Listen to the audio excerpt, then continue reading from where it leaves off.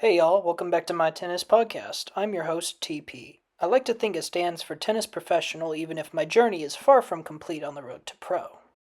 This week saw the beginning of Wimbledon, which can only be explained as a bloodbath for seeds. 4 of the top 5 women were out in the first round, which sadly also includes Coco Gauff and Jasmine Paolini, who were my favorites to win Wimbledon. On the men's side, Daniil Medvedev took a first-round exit at Wimbledon, joining the seeds out in the first 2 rounds: Rune, Zverev, Tsitsipas, Tiafoe, Ajay Aliassim, Bublik, Musetti, Shapovalov, Berrettini, Cerundolo, and Popyrin. Needless to say, I think whoever created the seed list for this tournament needs to find a new job. But hey, we can't be too mad because this year, line calls are automated by Wimbledon, which means that every single call has Hawkeye and is 100% correct. Now, of course, the biggest error we've had in the past, especially with Grand Slams, has been human error. These are very big events, and if someone messes up, well, it's a big deal. I do find it interesting, however, how many seeds have lost in just the first couple rounds, because I think that might be a little bit because of bias from the line judges before, but what do I know? A bit of a sadder story for this week comes from Ons Jabeur, as this was supposed to be her final big tournament before her inevitable retirement. Unfortunately, she would see herself out in the first round with an injury. Jabeur has been a finalist at Wimbledon twice, which is what makes this so interesting, because she shouldn't really be taking first-round exits. She's more of a warrior type that's meant to take deep runs into Grand Slams. Now, I like to instill in my students the acknowledgement of the rare and unusual. I think I'll be using this year's Wimbledon as a good example moving forward, because this is most certainly rare and very unusual.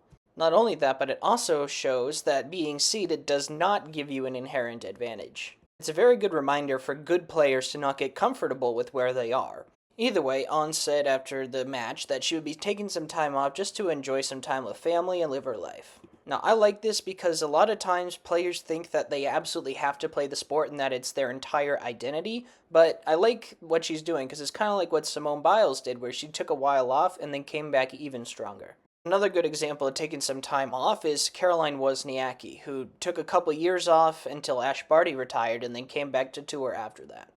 On another note, the Isabel Open the other week went extremely well. This was just a debut tournament for post-injury. I didn't really think I'd get very far, but I ended up winning the tournament. Of course, I think it's important to note that my body is not up to where it was before the injury yet, because I was sore for an entire week after. But I think it's a really good debut post-operation, and it's a really good showing for the future.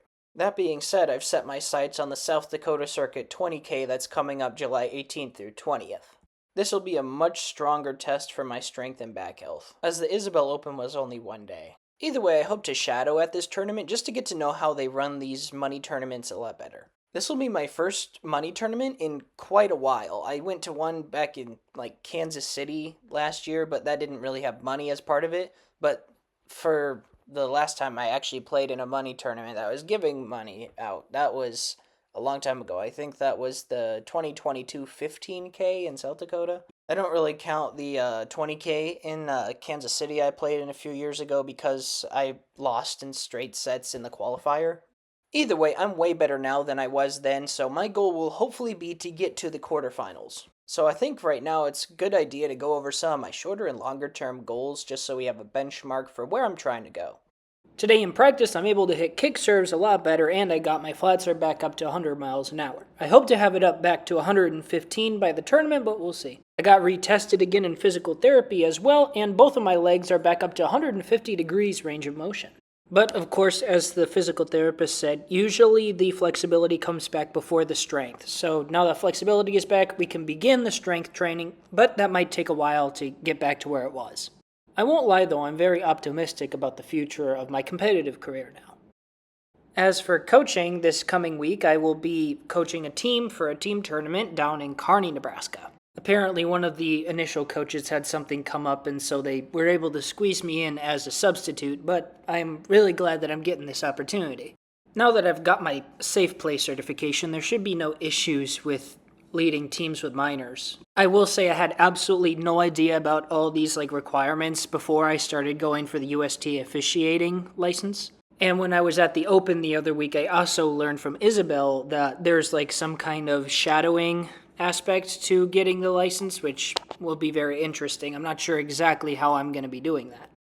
With summer around the corner, it's very important to remember to stay hydrated. That means that hydration starts the day before you go on court. Because after the first time you get dehydrated, it is much easier to have that happen again. So the ideal thing to do is going to be to drink water the night before. Even if that night you have to go to the bathroom 15, 20 times, it at least prepares your body and muscles for the next day of play. This is something that the pros at the Mount Holyoke Nike camp taught me a couple years ago, and it has been an absolute godsend to use ever since then. That's just another one of tennis's life lessons. Early preparation can never be defeated. Now, something that I've been struggling a lot with in my own game is trying to get the ball out in front of me, especially on the forehand side. For some reason, I find it very awkward to kind of try to get it out there and still keep the elbow close to the body. Well, luckily my coach has a lot of patience and lets me do a lot of reps in order to get it down, because I will really need that before the tournament. Trying to make these big adjustments for form and technique before a tournament is always a difficult thing, and it's more of a long-term goal, but I kind of want to do it real quick just to get some stuff out of the way before then. I like to think the more options I have on court, the better I'll play. But either way, that's about it for this week. I'm just trying to get back into it, a little bit easy. Not trying to go, a whole 20-minute episode or anything like that. Hope you guys enjoyed for today. Thanks for listening to today's episode of TP's Tennis Podcast. I've been your host, TP. New episodes of the podcast can be found on our YouTube channel, Thomas Pate, at 5 p.m. on Thursdays. As always, please leave what you would like to hear about next in the comments, and I will see you all next Thursday.